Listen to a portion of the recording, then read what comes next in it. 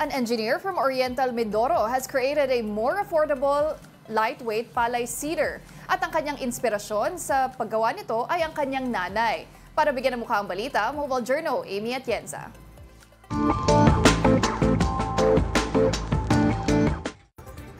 Bilang isang agrikultural na bansa, mahalaga ang magkaroon ng mabisang paraan ng pagtatanim.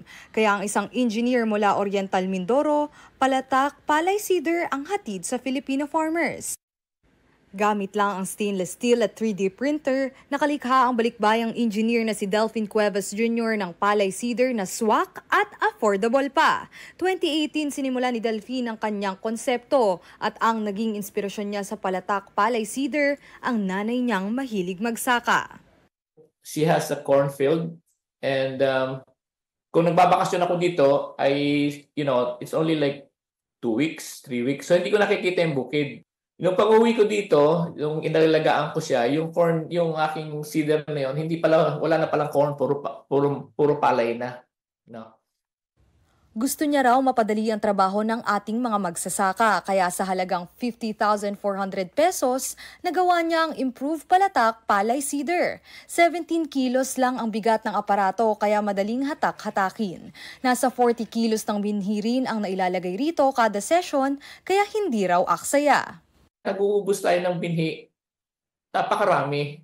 So sana maraming makagamit pa ng ibang binhi, kaya lang sinasabog na nila doon. Isipin mo, 50 kilos, gagamit sila ng 120 kilos, 160 kilos.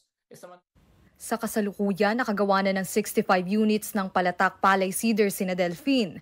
Ang 8 ay personal nilang ginagamit at pinapahiram sa mga kakilala. Habang ang 20 nito, binili na raw ng kanilang local government unit sa Calapan, Oriental Mindoro na ipinamahagi sa local farmers. Suportado rin daw ito ng Department of Science and Technology Mimaropa dahil sa potensyal nito. Unang-una, pag tinignan natin kasi yung equipment na o yung technology na ginawa ni Engineer Cuevas, yung bang paggamit mo ng fossil fuel sa farming, talagang drastically may eliminate yon. Kasi nga, zero carbon emission siya. Kumbaga, pwedeng animal-driven, o kaya manual tao ang maghihila. Tulad ni Delphine, huwag natin sayangin ang ating kaalaman upang makagawa ng pagbabagong makatutulong sa ating kapwa. Mobile Journal, Amy Atienza po, hatid ang muka ng balita.